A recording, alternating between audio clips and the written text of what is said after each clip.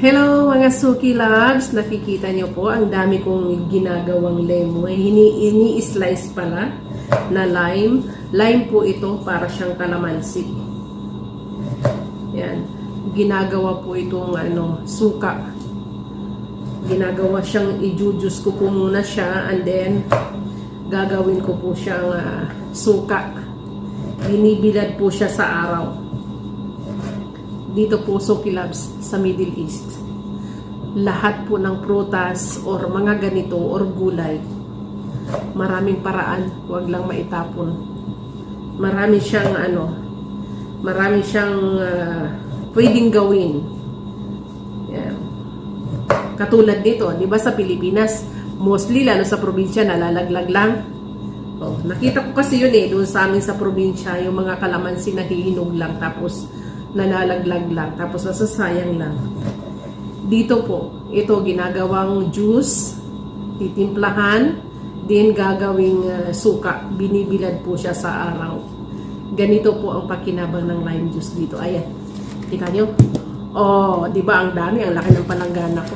Mga siguro to, mga 20 kilos na lime. Yan, na binili. Oh, di ba? Ganito po dito, lahat may pakinabang. Aba, ayun yung pasaway dito sa kusina. Ayan. So, ayan, natapos na ang aking lime. Natapos na gawing gawing juice. Isasala ko naman ngayon. Ayan, yung marami siya. Ito lang ang ilalagay namin. Pamintang buo at saka asin. Asin lang yung tiniba. Yung nilagay nyo dati. Hindi siya nalagay ng bawang. Kasi pangit yung pag may bawang. As in, gagawin namin tong suka. Vinegar. So, sisalain lang namin dito ng mabuti.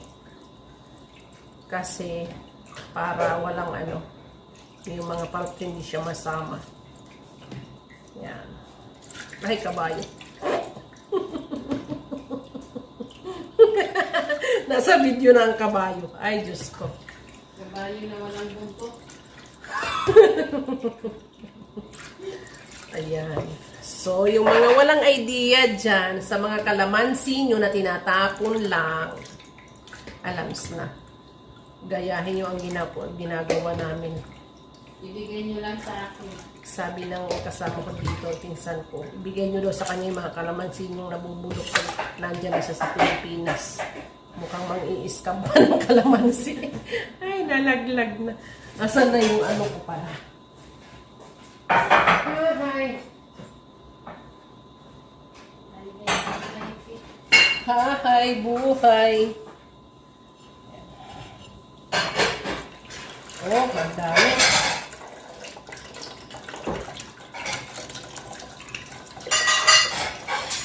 Dapat kasi walang yan.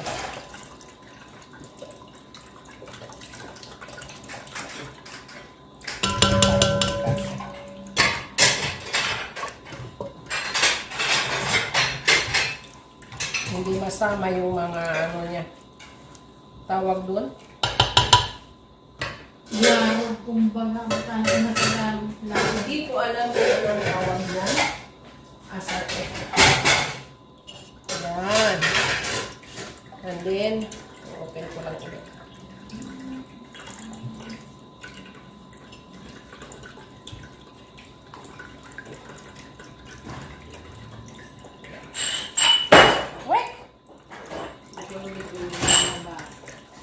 Lasing na yung kapitbahay ko.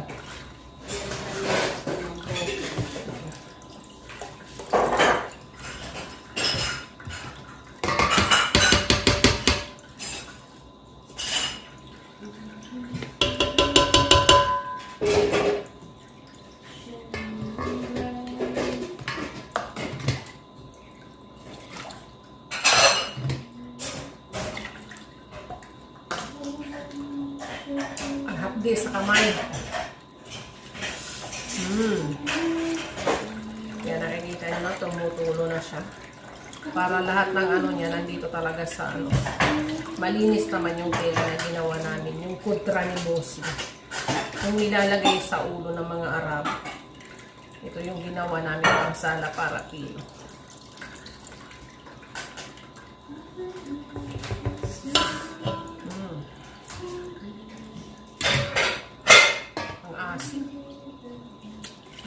asin ng mukha mo. Kasing asim ng mukha mo, te. Pag nasala ko na siya, lahat, saka ko lang siya titimpla ko ngayon. And then, ilalagay na namin sa bote. Tapos, ibibilad na namin sa araw.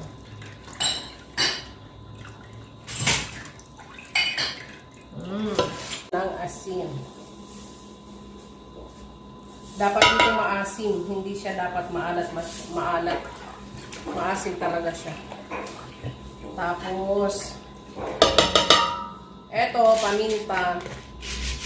Pamintang buo. Yan.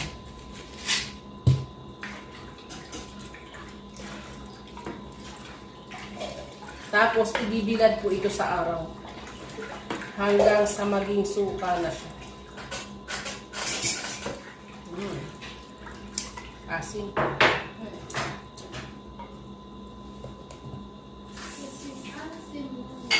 Tama na. Tatansyahin mo lang yung asin niya.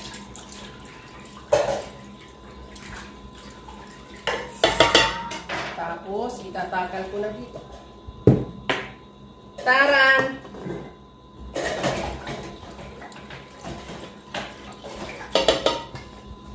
Sakal-sakal lang.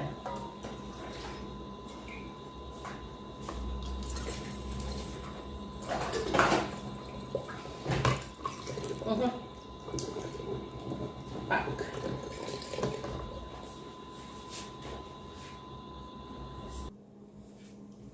So, ayan, mga sukilabs. Tinali ko siya ng ganito. Ang purpose po noon para hindi siya mapasukan ng something na alikabok. Kasi, ibibilad ko po ito sa rooftop. Yan po ang purpose niya. Minsan kasi umaabot to ng mga 20 days bago siya maging suka. Minsan po kasi dito ginagamit nila to para sa yung sa mga soup nila, sa mga tawag dito, sa mga shorba kung tawagin sa kanila, yung mga soup na iniinom nila.